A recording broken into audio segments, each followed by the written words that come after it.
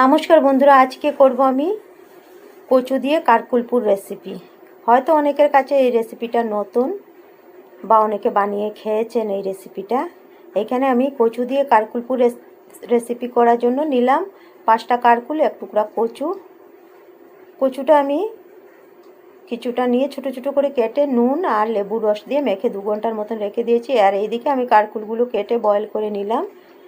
কারকুলটা boil হয়ে গিয়েছে, নামিয়ে বিচিগুলো বের করে নিলাম। কচি বিচিগুলো রেখে দেবো, আমি দেবো আর শক্তটা ফেলে দেবো। এদিকে কড়াইতে সরষের তেল গরম করে দিলাম কালো জিরা, বড় সাইজের একটা টমেটো ছোটো ছোটো করে কেটে ভেজে নিলাম কালো জিরার উপরে। এখন বাকি মশলাগুলো আমি দিয়ে দেব পেস্ট করে রাখা সর্ষ, আদা, কাঁচা লঙ্কা, এগুলো পেস্ট করে নিয়েছি আমি মিক্সচার বলে দিয়ে দিলাম। আর এখন দিলাম নুন, হলুদ, লঙ্কার গুঁড়ো আর দেব চিনি।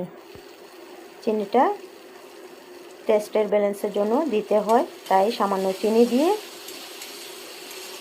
দিলাম। আর একটু ভেজে নেবার পর এখন আমি কচি বিচিগুলো দিয়ে দিলাম কারকুলের, দিয়ে আরও একবার নাড়াচাড়া করে এখন আমি কচুগুলো জল থেকে উঠিয়ে দিয়ে দেবো। এই যে অনেকগুলো কচুর জল বের হয়ে আছে।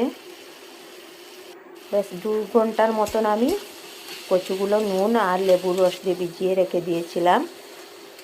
2 ঘন্টা পর জলগুলো ফেলে আমি কচুগুলো উঠিয়ে দিয়ে দিলাম কড়াইয়ের মধ্যে, দিয়ে কিছুক্ষণ কষিয়ে নিলাম। কষিয়ে নেওয়ার পর সামান্য জল দিয়ে দিলাম, দিয়ে এখন নাড়াচাড়া করে স্টিম কমিয়ে ঢেকে রেখে দেবো যাতে কচুগুলো নরম হয়ে যায়। এটা গ্রেটার দিয়ে গ্রেট করেও দেওয়া যায়, আমি এইভাবে দিইনি, আমি ছোট ছোট করে কেটে দিয়ে দিলাম, ভালো লাগবে সেই জন্য।